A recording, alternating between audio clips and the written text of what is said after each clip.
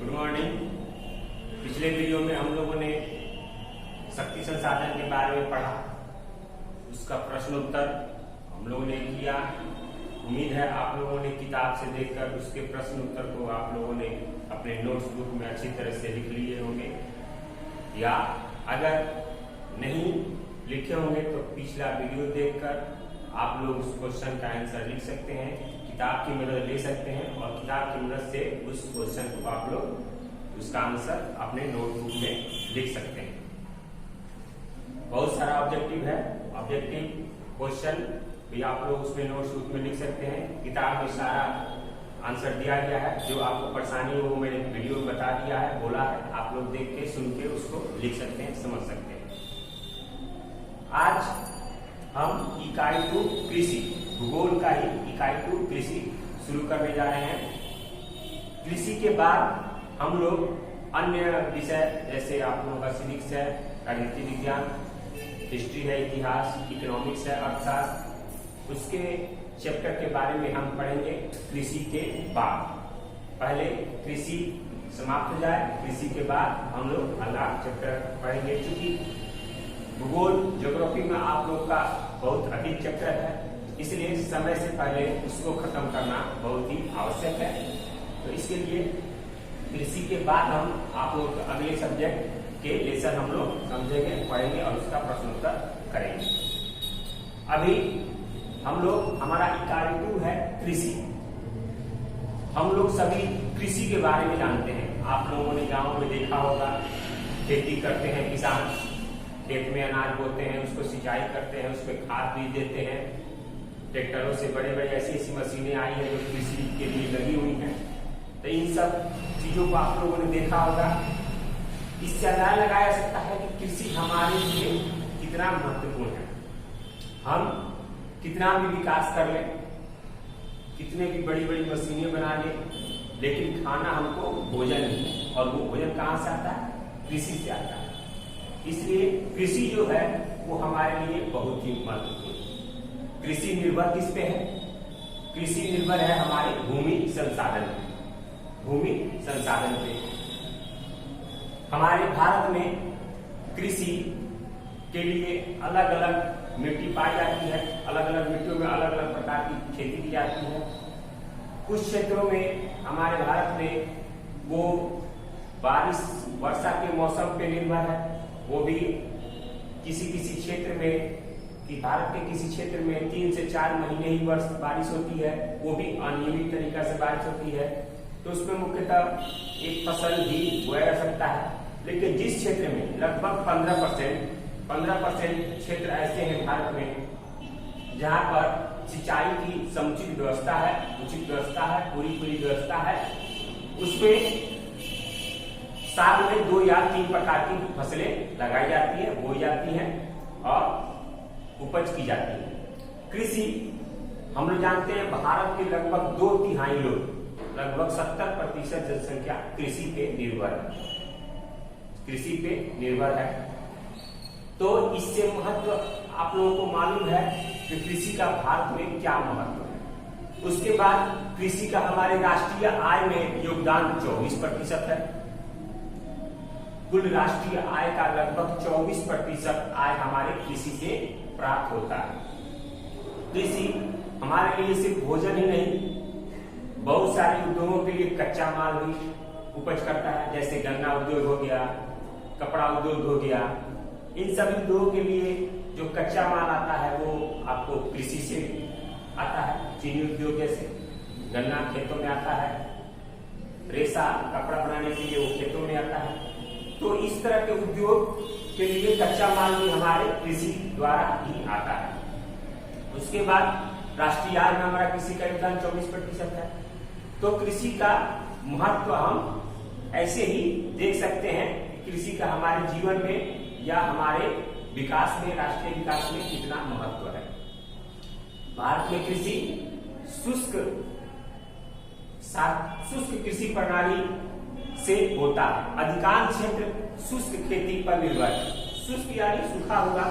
जैसे भारत के कई क्षेत्रों में बारिश बहुत कम होती है या 3 से 4 महीने होती है, तो उन क्षेत्रों में वर्षा के जल को संग्रहित कर कहीं स्टोर कर रखकर या अन्य किसी भूमिगत जल का उपयोग कर सिंचाई की व्यवस्था की जाती है, तो उस क्षेत्र में कृषि की जाती है, उस क्षेत्र में कृषि की जाती है और उपज की जाती है। लेकिन लगभग 15% क्षेत्रों में, भारत के लगभग 15% क्षेत्र ऐसे हैं जिसमें साल में 2 या 3 फसल उगाई जाती है, जहां सिंचाई की समुचित व्यवस्था है। हमारे गांव में, हमारे भारत के गांव में कई ऐसे किसान हैं, कई ऐसे मजदूर हैं जो भूमिहीन हैं, लेकिन बड़े बड़े भूमिपतियों का, जो बड़े बड़े भूमि के ठेकेदार हैं, भूमि है जिनके पास अत्यधिक मात्रा में, उन लोगों में सामंजस्य देखने को मिलता है। क्योंकि वे लोग भूमि का प्रबंधन करते हैं, खेतों को दूसरों को देते हैं जो भूमिहीन मजदूर हैं, और वो लोग उस पर मेहनत करके, खेती करके उस पर उपज करते हैं और कृषि का कार्य करते हैं। भारत में कृषि का महत्व कई कारणों से है। क्यों इसका महत्व देख लीजिए। महत्व इसलिए क्वेश्चन में आ सकता है महत्व, तो हम लोग इसके महत्व के बारे में समझते हैं। भारतीय कृषि जो है वो भारत के लोगों के लिए जीवन का प्राण है, या ये कहें आर्थिक जीवन का प्राण है। क्यों? क्योंकि लगभग भारत की 2/3 जनसंख्या कृषि पे निर्भर है। यहाँ की भारी जनसंख्या का भोजन, यहाँ पर इतनी विशाल जनसंख्या का भोजन कहाँ से प्राप्त होता है? कृषि से प्राप्त होता है। इतनी भारी जनसंख्या का भोजन कृषि से प्राप्त होता है।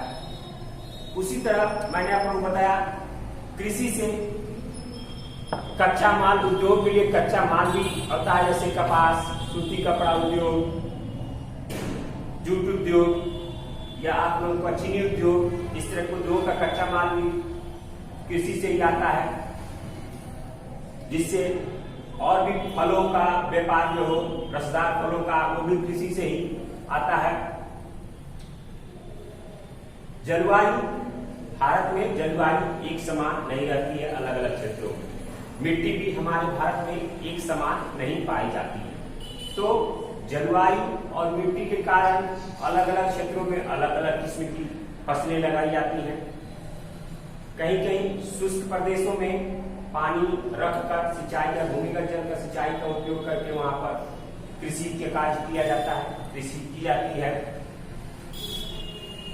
भारत कुछ फसलों के मामले में देश के सबसे उच्च स्थानों पे है, सबसे प्रथम स्थानों पे है, और भारत विश्व में कृषि संपदा में संपन्न है।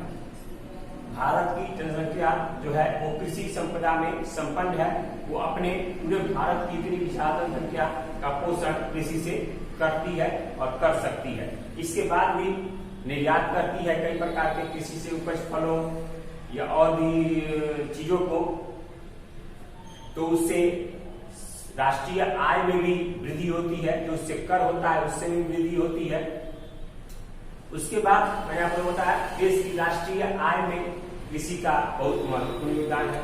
लगभग 24% राष्ट्रीय आय कृषि से प्राप्त की जाती है। भारत की राष्ट्रीय आय में कृषि का योगदान 24% तक है।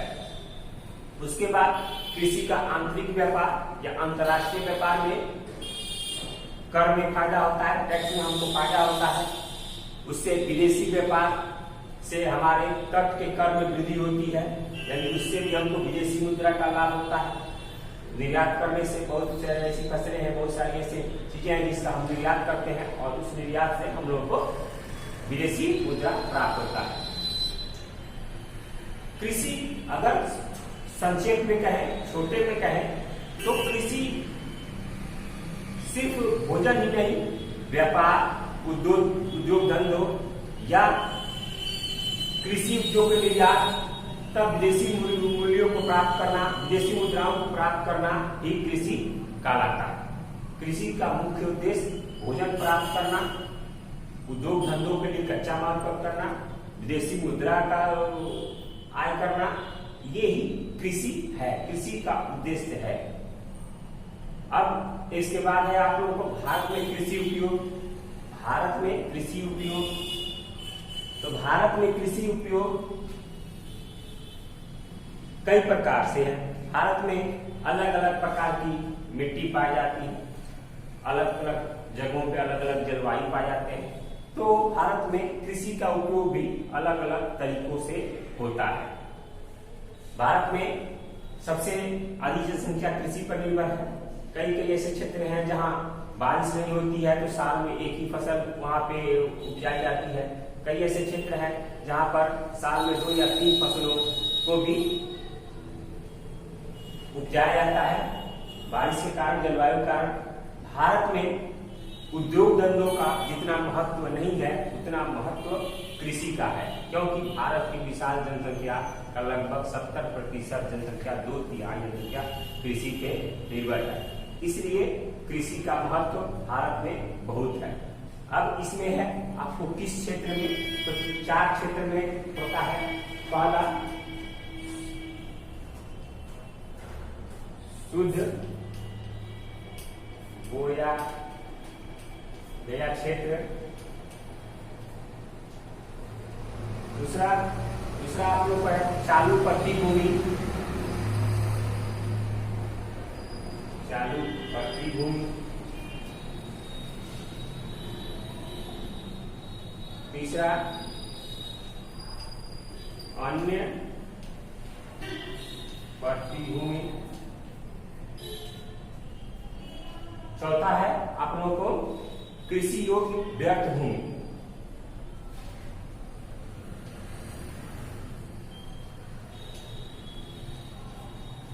चार प्रकार से कृषि का उपयोग हमारे भारत में होता है। शुद्ध बोया गया क्षेत्र, यानी जिस क्षेत्र में हर साल में 2 या 3 प्रकार की फसलों की खेती की जाती है, कृषि की जाती है, उसे शुद्ध बोया गया क्षेत्र कहा जाता है। हर साल उसमें वहां पर सिंचाई, मशीनों, खाद बीज की पूर्ण व्यवस्था है और उस क्षेत्र में हम हर साल में अच्छी किस्म या अच्छे फसलों का उत्पादन कर पाते हैं, अधिक फसलों का उत्पादन कर पाते हैं, उसे शुद्ध बोया गया क्षेत्र कहते हैं। चालू पट्टी भूमि, यानी पट्टी भूमि, खेती की जा रही है, उस क्षेत्र को छोड़ दी जा रही है, फिर खेती की जा रही है, फिर छोड़ दी जा रही है। चालू है, उस पर खेती की जा रही है और पट्टी भी छोड़ दी जाए, कुछ दिन के लिए उसको छोड़ दिया जाता है खेत को, फिर अगले सीजन में उस पर खेती की जाती है, उसको हम चालू पट्टी भूमि कहते हैं। अन्य पट्टी भूमि, अन्य पट्टी भूमि जो कुछ साल पहले खेती हुआ है, अभी उस पर खेती नहीं हो रहा, बंद है, 4-5 साल से उस पर खेती नहीं हो रहा है, तो उस प्रकार की भूमि को हम अन्य पट्टी भूमि में कर सकते हैं। उसके बाद व्यर्थ भूमि, जो व्यर्थ है, जो कृषि लायक नहीं है, वो व्यर्थ भूमि के रूप में है, उसको तकनीक के आधार पर, मशीनों के आधार पर उसे कृषि योग्य बनाया जा सकता है, वैसी भूमि को हम लोग व्यर्थ भूमि कहते हैं। जनसंख्या वृद्धि के कारण हमारे शुद्ध बोया गया क्षेत्र या कृषि योग्य भूमि जो है, हमारे जनसंख्या दबाव के कारण कृषि योग्य भूमि पर दबाव बढ़ा, यानी कई जगहों पर नए नए मकान, नए नए विकास किए जा रहे हैं, तो इससे उस क्षेत्र में दबाव बढ़ा है और उत्पादन कम हो रहे हैं। लेकिन नई तकनीकों के आधार पर जो हमारे चालू पट्टी भूमि है या अन्य पट्टी भूमि है या व्यर्थ भूमि है, इन भूमि को कृषि योग्य बनाने की कोशिश की जा रही है तकनीकी आधार पर। ऐसी परिस्थिति में कि कृषि का योगदान बढ़ सके, कृषि की उपज ज्यादा हो सके, इसलिए इस प्रकार की खेती के लिए तकनीकी आधार पर, मशीनों के आधार पर खेती की जा रही है और उस पर कृषि का दबाव कम किया जा रहा है।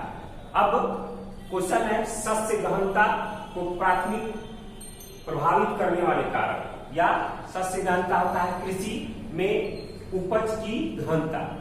एक क्षेत्र में कितने शुद्ध बोए गए क्षेत्र है, उसकी गहनता को प्रभावित करने वाले कारक कौन कौन से कारक हैं जो हमारे कृषि को प्रभावित करते हैं? कौन कौन से कारक हैं जो हमारे कृषि को प्रभावित करते हैं? इसमें पहला है सिंचाई। पहला है सिंचाई।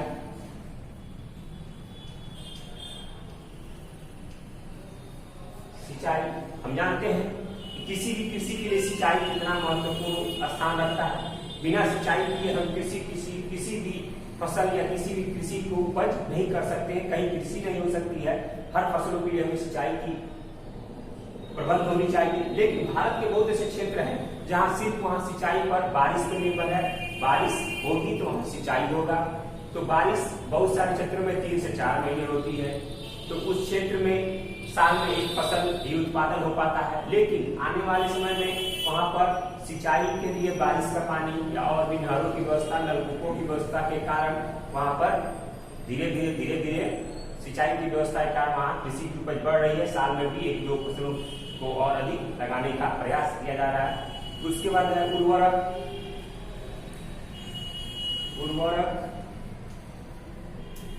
उर्वरक कहते हैं जो यूरिया है, खाद बीज है, जो नाइट्रोजन है, फास्फोरस है, जो हम लोग खेतों में दवा डालते हैं फसलों को उपजाने के लिए, उसका अत्यधिक उपयोग बढ़ा है। उसका अत्यधिक उपयोग करने से फसल तो जल्दी हो जाते हैं, लेकिन उसका कहीं ना कहीं नुकसान है खेतों को। इसलिए इस जगह पे जैविक खाद का प्रयोग ज्यादा किया जाना अच्छा है। तो इस कारण से उर्वरक भी हमारे शस्य घनता को कहीं ना कहीं प्रभावित कर रहे हैं, अत्यधिक दवाओं का उपयोग। उसके बाद है उन्नत बीज।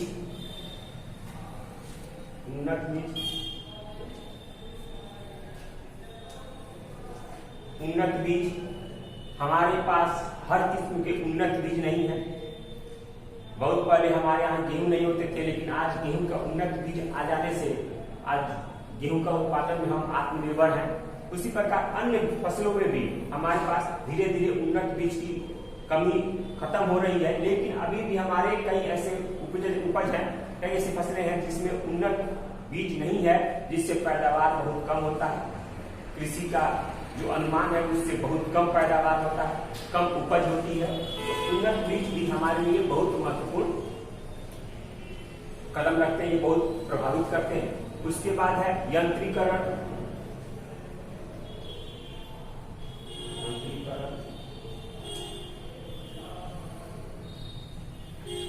भारत विश्व के अधिकांश देशों में आजकल कृषि सिर्फ यंत्रों पर निर्भर हो गया, लेकिन हमारे देश में भी बहुत सुदूर देहातों में, बहुत ऐसे क्षेत्रों में देखा जाए कि आज भी बैलों के द्वारा हल से वहां पर खेती की जाती है, जिससे अत्यधिक मात्रा में हम खेती नहीं कर सकते, अत्यधिक तेजी से हम खेती नहीं कर सकते, अत्यधिक उपज नहीं हम कर सकते।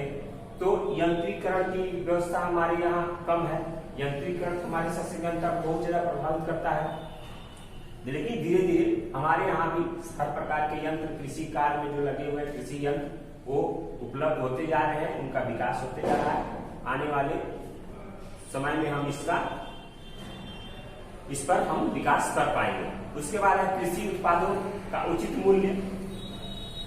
5 है उचित मूल्य। हमारे यहाँ कृषि उत्पादों पर किसान का मूल्य तय कर नहीं किया जाता है, यानी किसान अपने उपज पर मूल्य तय नहीं कर सकता। मूल्य तय कौन करता है? मार्केट करता है, सरकार करती है। इसलिए हमारे किसानों को उचित मूल्य नहीं मिल पाता है। जितना लागत होता है, जितना मेहनत होता है, उसके अनुसार उनको उचित मूल्य नहीं मिल पाता है और उनके पास उस अनाज को, उस फसल को भंडारण करने की क्षमता नहीं है, उस तरह की व्यवस्था नहीं है जिससे वो भंडारण कर सके। इसलिए वो कम दामों में बेचने में सक्षम है, कम दामों में बेचने के लिए विवश है।